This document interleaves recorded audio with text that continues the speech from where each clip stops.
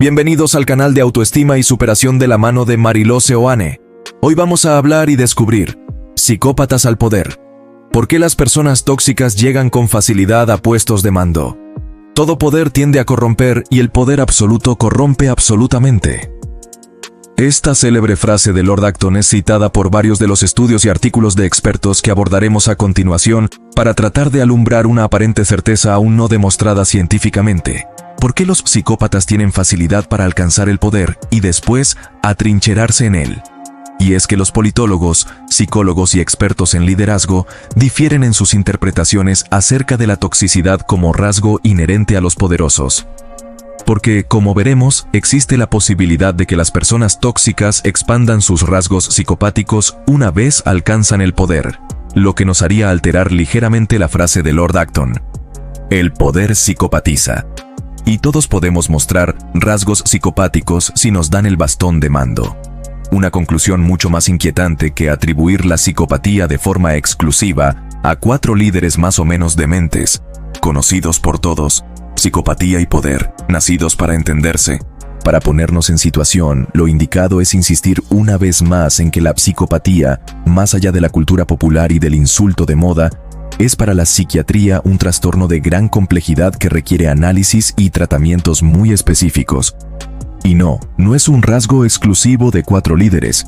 Es un trastorno 2 veces más común que la esquizofrenia o el trastorno bipolar.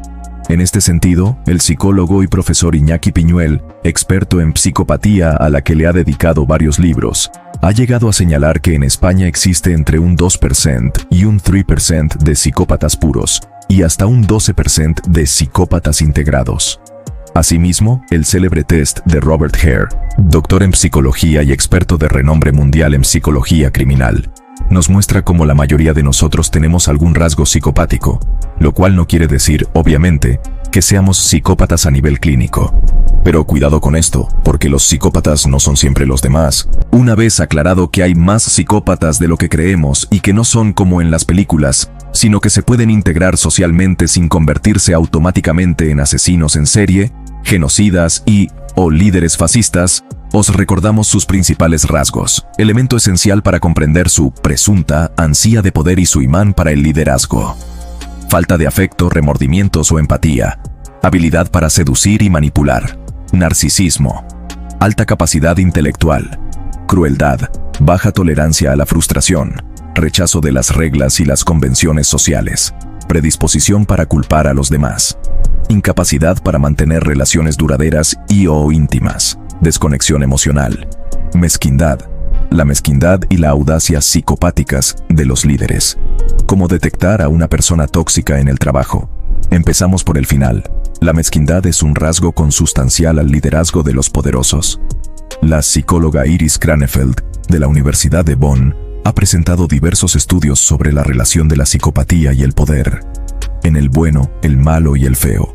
Una perspectiva triárquica sobre la psicopatía en el trabajo. Kranefeld se pregunta si la psicopatía ofrece algún beneficio en contextos vocacionales, concluyendo que la desinhibición y la mezquindad, contra lo que pudiera parecer, fomenta conductas laborales contraproducentes, mientras que la audacia, otro rasgo psicopático, sí se vincula al éxito profesional. Por su parte, en Psicopatía en posiciones de poder, publicado el año pasado, la psicóloga alemana insiste en que la mezquindad típica del psicópata se relaciona negativamente con la efectividad del líder. Si bien recuerda la tesis de que un rasgo latente se expresa conductualmente cuando características situacionales relevantes lo requieren. Es decir, la mezquindad o la audacia de un psicópata pueden aflorar si éste alcanza posiciones de poder. Asimismo, entre sus conclusiones Kranefeld señala que el adagio de que el poder corrompe, pero se podría modificarse afirmando que el poder solo corrompe a los que ya son propensos al mal uso del poder, o que el poder corrompe a los que ya muestran rasgos latentes de corrupción. En este sentido, hasta que un psicópata no alcanza una posición de poder, su corrupción es menos relevante a nivel social. Es decir, el hecho de que el presidente de tu comunidad de vecinos sea un psicópata es menos relevante que lo sea el alcalde de tu ciudad o el presidente del gobierno central. El modelo de carrera tóxico Uno de los colaboradores de Cranefeld presentó un estudio en 2020 junto a otros investigadores que se complementa con los anteriores, ya que se refiere a cómo las personalidades oscuras logran salir adelante en un mercado de trabajo capitalista que se presta a impulsar los rasgos latentes de la psicopatía. La feroz competitividad, la falta de solidaridad, el éxito a cualquier precio, incluso a costa de causar un gran daño a sus compañeros de trabajo y a las organizaciones, son elementos básicos del concepto clásico de carrera laboral. ¿Cómo explicar estas contradicciones? ¿Cómo explicar que alguien dañino para los demás y para la organización consiga ser líder?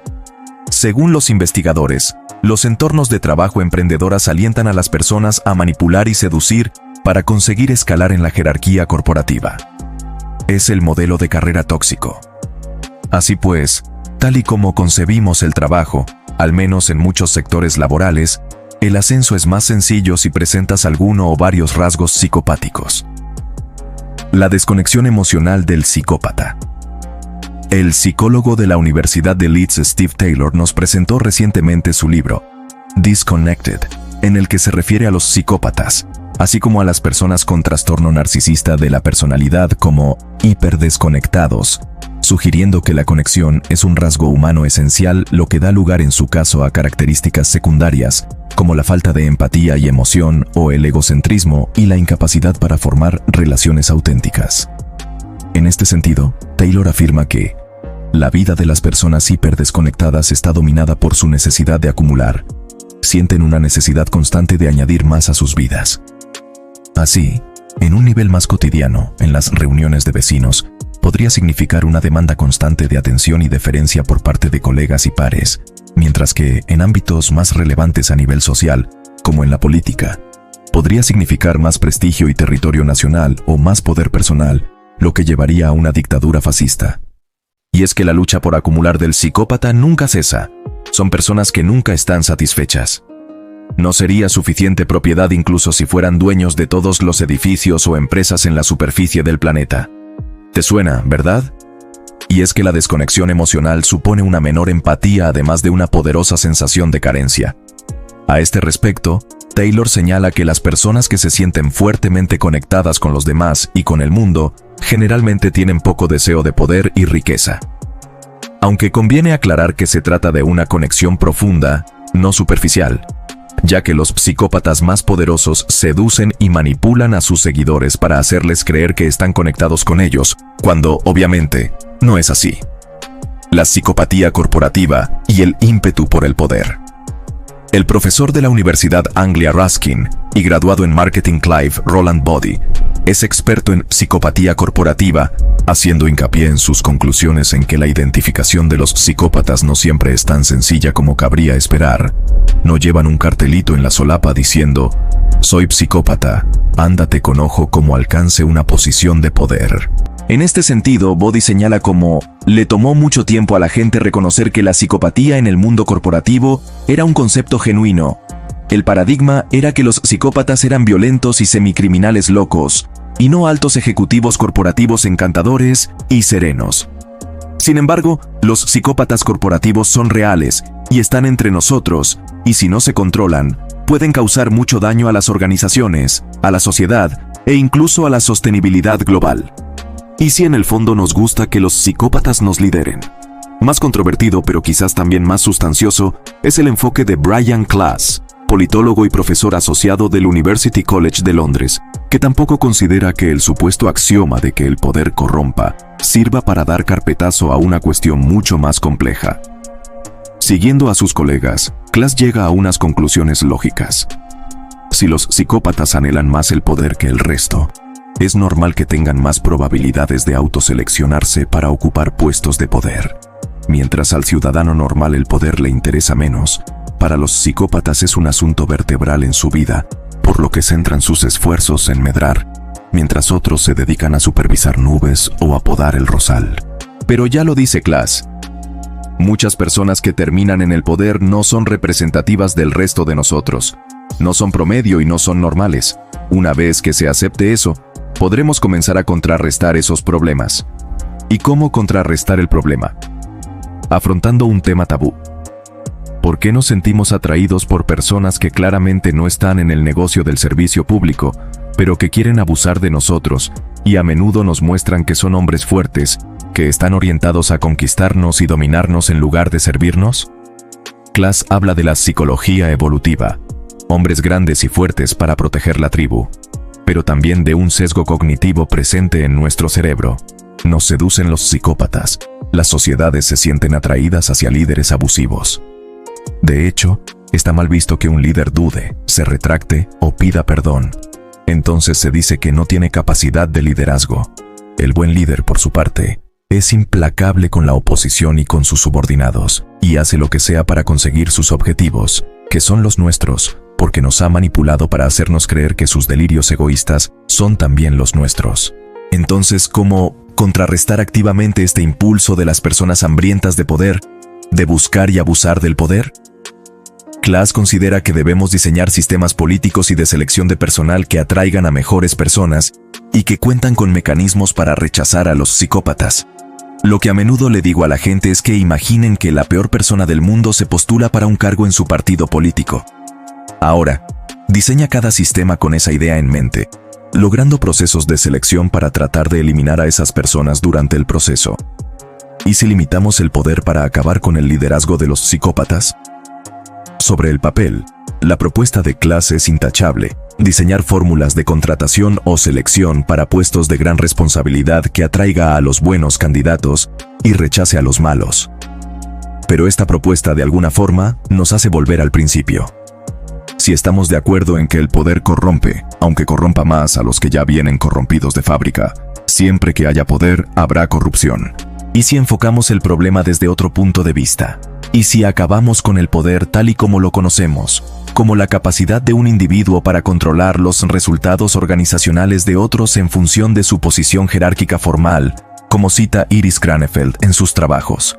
Es imprescindible a nivel social contar con líderes omnipotentes, aunque sea en sociedades aparentemente democráticas.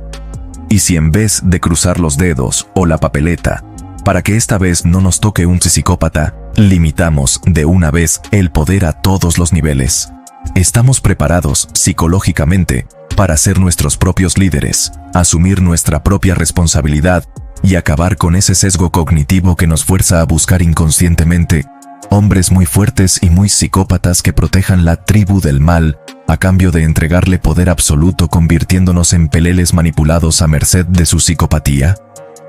Finalmente, y como conclusión, tal vez no estemos preparados para nada de esto, y estemos condenados a vivir bajo una jerarquía perpetua más o menos confortable, más o menos democrática, en la que siempre nos quedará el comodín de echarle la culpa de todo al psicópata que está en el poder y no asumir jamás la responsabilidad en el liderazgo de nuestro propio destino. Si te ha gustado este tema y te apetece saber más, te invito a que te suscribas al canal de Autoestima y Superación de la mano de Marilose Oane, que actives la campanita para esperar nuevos y apasionantes vídeos y darle like. Nos ayudarás a seguir ofreciendo información de interés para todos vosotros. Gracias. Un abrazo de luz.